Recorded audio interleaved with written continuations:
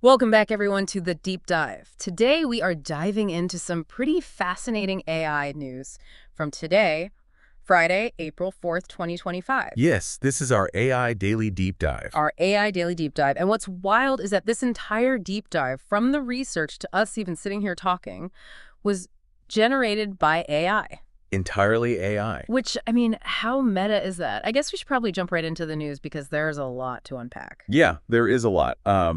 I think a good place to start our deep dive is with the unexpected economic policy decisions coming out of the Trump administration. Okay. Specifically, these new tariffs that got announced and speculation around AI's role in the whole thing. Yeah, these tariffs, I mean, no one really saw this coming, and there's a lot of people talking about, like, was AI involved in this? So, like, are these genuine economic policies, or is there some AI hand at work here? And the answer might be both. Yeah. So what's really interesting is the process. Reports are coming out that a ChatGPT-style AI model was used to calculate some pretty crucial tariff figures. So essentially using AI to analyze economic data.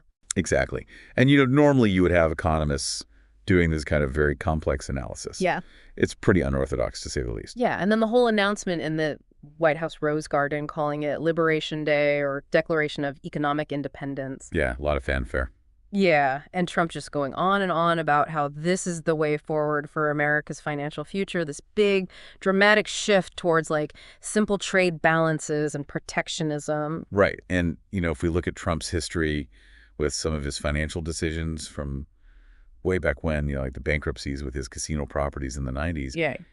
it makes you kind of question, like, okay, can someone with that background really effectively manage the U.S. economy, which is hugely complex? Yeah. So there are some question marks there. Yeah, for sure. And his stated goals are, revitalizing American industry, boosting domestic jobs, and just increasing national economic resilience. But, I mean, the immediate market reaction was... Oh, it was huge. Yeah. I mean, the stock market took a nosedive. A historic single-day drop of 1,679 points right after the tariff announcement.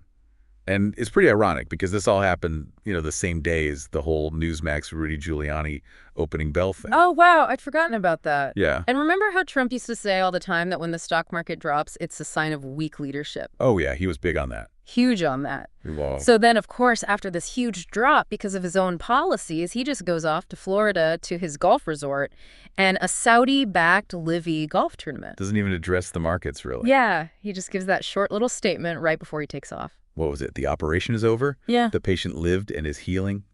The prognosis is that the patient will be far stronger, bigger, better, and more resilient than ever before. Yeah, that's the one. People were comparing it to some kind of scripted TV dialogue, which... I could see that. Yeah, and the chief economist at UBS Global Wealth Management had some pretty serious concerns. He basically said, "We often hear that when the U.S. sneezes, the global economy catches a cold.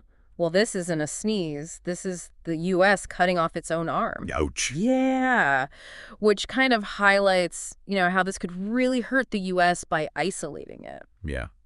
And then internationally, I think the UK's response is pretty interesting. It was actually pretty measured to the 10% tariff that was announced on British imports. Right. Trump said that Prime Minister Keir Starmer was very happy about the whole thing, but economic analysts really disagree with that. They're pointing to how much it could damage the UK economy. And then we have Eric Trump's very cryptic social media message basically saying that countries better race to negotiate trade deals with the U.S. if they don't want to be financially ruined. Oh, yeah, that was a strange one. Yeah, and it kind of hints at this whole, competitive winner-takes-all kind of approach to economic diplomacy. Which is a little scary when you think about it. Yeah. So we've got this AI dilemma now, right? Yeah. Because everyone's talking about how reliable are these economic forecasts that are generated by AI. Right, because we know that AI is really good at processing all this data and picking out patterns. Yeah. But when it comes to these really complex geopolitical decisions, they don't have that same nuance. Yeah, exactly. So the worry is that if we rely on AI too much for these big financial strategies, it could lead to some pretty big miscalculations. Because they're not taking into account these political alliances and, the complexities of diplomacy or even how humans are going to react. Yeah. Things that human experts would at least try to consider. Right. So with these tariffs, that seems like a pretty bold move. Bold, but maybe reckless is a good way to put it. Yeah, and the immediate effects have not been great.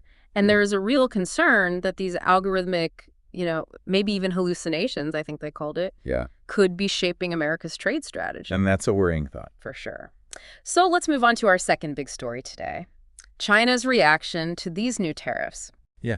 And what's interesting is how they're responding. They're using AI to generate music videos, short films, and even whole social media campaigns. Wow, okay. Yeah, so CGTN released this AI-generated music video just yesterday called Look at You Taxed Us Through, an AI-generated song, a life-choking reality.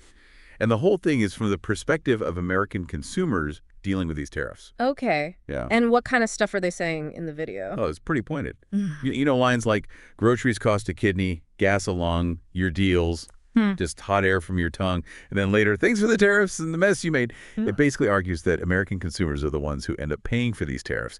And they even referenced reports from the Yale Budget Lab and The Economist about how the economic situation is getting worse. Wow, they're pulling out all the stops. Yeah, and they even mentioned the 34% reciprocal tariff rate. Oh, wow, so it's getting serious. Yeah. Okay, so what else? So New China TV, they released this AI-generated sci-fi short film called Tariff. Tariff. Yeah, Tariff. It's like this futuristic allegory about U.S. trade policies. Okay. So the whole thing centers around this humanoid robot named Tariff, Okay. which is programmed by a Dr. Mallory to impose tariffs. So initially, it looks like moderate tariffs lead to some industrial growth, but then as these restrictions increase, the film shows rising unemployment, the cost of living goes up, and there are all these global trade disruptions. So like a cautionary tale. Yeah, and in the end, Tariff self-destructs, taking Dr. Mallory with it. Oh. Yeah, because he realizes, like, oh my God, look at all the damage I've caused. So it's pretty dramatic. Yeah, for sure. What else have they got going on? Oh, and China's Ministry for Foreign Affairs launched this AI-generated social media campaign yesterday. Okay. And they're using these images that contrast an imperfect world of tariffs with this ideal utopia of shared prosperity. And it's all set to songs like Imagine and We Are the World. So really hammering home that message. Yeah, basically that economic isolationism is bad. Interesting. Okay, so this is all happening because China has been unhappy with Trump's tariff strategy for a long time. Right. And now it's basically blown up into a full-on trade war. Yeah, because those 34% reciprocal tariffs come on top of the 20% that were already in place. Right. And Beijing has said they're going to retaliate and resist U.S. trade aggression. Yeah, they said they were ready to fight until the end. I remember that. So it's pretty tense. And what's fascinating is that China is using AI to basically create media that criticizes U.S. policies. Yeah. It's a whole new frontier in international propaganda. Totally. All right, so let's shift gears to our third big story today, which is all about advancements in AI itself. Reports are saying that OpenAI's GPT 4.5 has actually passed the Turing Test. Yeah, which is a pretty huge milestone in AI development. So can you remind everyone what the Turing Test is again? So the Turing Test is this benchmark that's designed to see if a machine can act intelligently. Like, can it behave in a way that's basically indistinguishable from a human? And GPT 4.5 has supposedly achieved a pretty impressive level of performance. So how did they actually test this? So researchers over at the University of California, they did this study where participants had conversations with both a human and an AI. Okay. And then they had to try to figure out which one was which. Interesting. And the results are pretty wild. So when GPT 4.5 was told to act like a certain kind of person, Yeah. like adopt a persona, Okay. it was misidentified as human 73% of the time. Wow. Which is way higher than chance. But then when it wasn't given a specific persona to act out, that number dropped down to 36%. Interesting. Which I think just highlights how important context is for AI to really convincingly mimic human interaction. Totally. And how did this compare to some of the other advanced models out there? So other models like Meta's Llama 3.1405B and OpenAI's own GPT-4o, they scored a lot lower, like 21% and 23%. Wow. So that really shows just how advanced GPT 4.5 is when it comes to this whole human-like conversational ability. Yeah, and obviously this raises a ton of questions about AI and its role in human interaction going forward. Right. And I think Carsten Jung from the Institute for Public Policy Research put it well. What did he say? He said that governments really need to adapt policies to account for AI's growing capabilities because it's getting involved in things like online communication, companionship, even therapeutic interactions. Wow. Which means we really have to reevaluate AI's role and the ethical guidelines that go along with it. Yeah, for sure. I mean, this is huge. And researcher Cameron Jones brought up some pretty big potential problems. Like, what about job automation and roles that rely on these short human Right. interactions? And what about more sophisticated social engineering attacks? Yeah, or just these broader societal disruptions if we can't tell the difference between AI and human interactions online. It makes you think about, like, what does trust and authenticity even mean in a world where AI can do this? Yeah, exactly. It's crazy. And we have to remember this is a global race. So while the US is leading the way, other countries are making huge strides. I mean, look at China's launch of DeepSeek this year. Yeah, that was big news. So to sum up this GPT 4.5 passing the Turing test, that's a huge deal. A landmark achievement. It shows just how far AI has come in mimicking human intelligence in conversation, but it also brings up a ton of ethical, societal, and economic questions that we really need to figure out as AI keeps getting better. Yeah, for sure. Okay, so moving on to our fourth big story today, which focuses on the argument that even with all this progress in AI, emotional intelligence is still irreplaceable, especially for business leaders who need to combine technology with empathy and good judgment. Yeah, the main point here is that AI can definitely make decision-making a lot better, Right. but it can't totally replace things like human oversight, strategic thinking, and the whole relationship side of things. It's kind of like how other innovations have changed industries without getting rid of the need for human expertise and connection. Yeah, I mean, look at healthcare, for example. AI is getting really good at diagnostics, even better than humans sometimes when it comes to analyzing images. Right. But patients still really prefer a human doctor's empathy and guidance, especially when they're receiving tough or sensitive information. Exactly. Or take finance, for example. AI can analyze market trends and make trades super fast. Yeah. But the really successful financial professionals still rely on emotional intelligence to factor in things like human psychology, geopolitical risks, those broader macroeconomic factors that AI might not fully grasp. Yeah, because emotional intelligence is about being able to understand uncertainty, respond empathetically, and lead effectively, all things that AI doesn't really do. Right. But the cool thing is that AI can actually help boost human abilities. Okay, how so? Well, it can go through huge amounts of data Yeah. and pull out these really valuable insights, giving leaders real-time intelligence about competitors, changes in the market, even how their own team is doing. So it can basically support strategic decision making. Exactly. But it's not enough to just adopt AI. Leaders need to be able to pick out the useful bits of information and figure out what to do with the recommendations that the AI is spitting out. Okay, I see. So give me an example of how this might work in practice. Sure. So let's say you're in sales. AI could automatically summarize your calls and even write follow-up emails for you, Wow. which frees you up to actually focus on building those relationships with your clients. Right. Or in marketing, AI can help you optimize campaigns and even create content for you. But you still need that human touch to come up with compelling brand stories and actually connect with your audience. I see. So it's about using AI to enhance what humans are already good at. Exactly. And when you look at the big picture, AI can give organizations a huge advantage. They can make decisions faster, be more efficient, and focus more on strategy, Okay. which then frees up leaders to think about their vision, drive innovation, and build those relationships.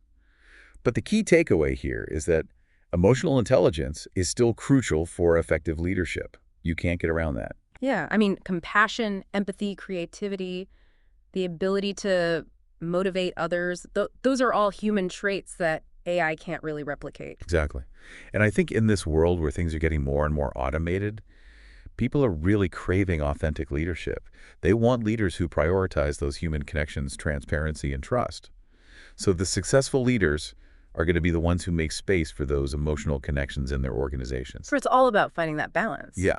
We're talking about this new kind of leader, the trusted AI-powered leader. Someone who knows how to use AI analytics to make good decisions, but also knows how to use their emotional intelligence to lead effectively. Okay. They use AI for efficiency, but keep that human oversight, and they focus on building connections and trust with their people. I like it. So even with all the advancements in AI, emotional intelligence is still a vital part of being a good leader. 100%. And the leaders who can balance technological innovation with human understanding and empathy, those are the ones who are going to succeed. Awesome. Okay, so for our final story today, we're looking at the Pentagon's increasing willingness to actually let AI make some decisions. Yeah, and it's specifically about agentic AI. Okay, agentic AI. So this is a pretty big shift in how defense strategies might be planned and carried out. Definitely. So what's driving this whole push towards AI decision-making? Well, a lot of it is about staying ahead of the game in global defense, Yeah. especially after China unveiled DeepSeek, Right. which, Trump called a wake-up call. Yeah, I remember that. So they're working with industry leaders to figure out how to use AI in a really smart way. Okay, so what exactly is agentic AI? Like, how is it different from the more common forms of generative AI that we've been talking about? So agentic AI is designed to be a lot more independent. Okay. Unlike generative AI, which usually needs some kind of human prompt to create content, Yeah. agentic AI can take in new information, live data, historical data, and process it all on its own. Wow. The goal is to improve both operational and strategic planning within the military, So it's like having an AI strategist. pretty much. And the hope is that it will reduce bias and speed up response times to threats. Interesting. So how is this actually playing out? Well, the article talks about this initiative called Thunderforge, which is being led by Scale AI. Okay. They just got a contract from the Defense Innovation Unit to develop a prototype. Wow. Yeah, and they're saying this is the Pentagon's first big move towards using these AI agents for decision-making across the Indo-Pacific Command and European Command. So this is a pretty huge deal. Yeah, and Scale AI is working with Anduril and Microsoft to come up with specific agentic workflows for different situations. So what are the advantages of using agentic AI compared to the traditional AI models? The main advantages are that it can analyze a lot of data really fast, Mm-hmm. pick out these complex patterns that humans might miss, Mm-hmm. and then give you actionable insights much faster. Okay. Jason Druge from Scale AI, he made a really interesting point. What was that? He said that sometimes traditional AI can reflect the biases of the people who developed it and the countries where it was created. But agentic AI has the potential to be a more neutral historical recorder because it can sort through all that data and potentially filter out some of those biases. That's fascinating. So it could actually help make decisions less biased. Yeah, potentially. So can you give me a real-world example of how this agentic AI could be used in a military scenario? Yeah, so Druge gave this hypothetical example of, let's say there's a Chinese gray zone maneuver in the South China Sea. Okay. Agentic AI could analyze all the intelligence from all the different sources, Mm-hmm. compare it to a huge database of past events, and then recommend a strategic response to military commanders within minutes, maybe even seconds. Wow. And how long would that normally take? Traditionally, that kind of in-depth analysis could take days or even weeks. So this could be a game changer. Yeah, and if it works the way they're hoping, it could allow thousands of personnel to use these AI insights every day. Wow, that's a massive boost in efficiency. But I'm guessing there are challenges too, right? Like getting the military to actually adopt this kind of AI. Oh yeah, absolutely. So what are some of those challenges? Well, Air Force Major Gen Steve Butow, he stressed that people need to be regularly trained on how to use these AI systems, and they need to build trust in these automated processes. Okay. Otherwise, it's not going to be effective in real-world situations. Right. So getting people comfortable with using AI on a daily basis is going to be key. Makes sense. And this whole move towards agentic AI, it seems like it could have impacts beyond just the military, right? Definitely. Droge even said that he sees this as a turning point for global governance Wow. because the way AI is being used in defense is probably going to influence international policy, diplomatic relationships, even defense collaborations between countries. Yeah, it's a whole new world. Exactly. Yeah. And we have to be really careful about how we use this technology ethically and how we protect national security at the same time. For sure. So it sounds like the Pentagon is really embracing this agentic AI as a way to make faster, more accurate, and potentially less biased decisions. Yeah. This Thunderforge initiative is a major step in that direction, and it could really change how we respond to threats. But like you said, there are still those cultural and ethical challenges to figure out. Definitely. And this whole global AI race is having a huge impact on military strategy and international relations. Absolutely. All right, so to recap our AI Daily Deep Dive today, we covered the surprising economic policies coming from the Trump administration and the debate about AI's role in that. China's really creative AI-powered response to those tariffs. GPT 4.5 passing the Turing Test, which is a huge development in AI. The ongoing importance of human emotional intelligence in a world that's becoming more and more driven by AI. And the Pentagon's increasing reliance on AI, particularly this agentic AI, for making crucial decisions in defense. A lot to think about. Yeah, and with AI becoming such a big part of our lives in so many different ways, from the global economy and how countries communicate to our understanding of intelligence and even the future of defense, it really makes you wonder about the long-term implications. Because Like, how is all of this going to change the world as we know it, and how we think about technology's role in our lives? That's something for everyone to consider. definitely. Well, thank you for joining us today for this AI Daily Deep Dive. We hope you found this overview of today's AI news helpful. We'll see you next time.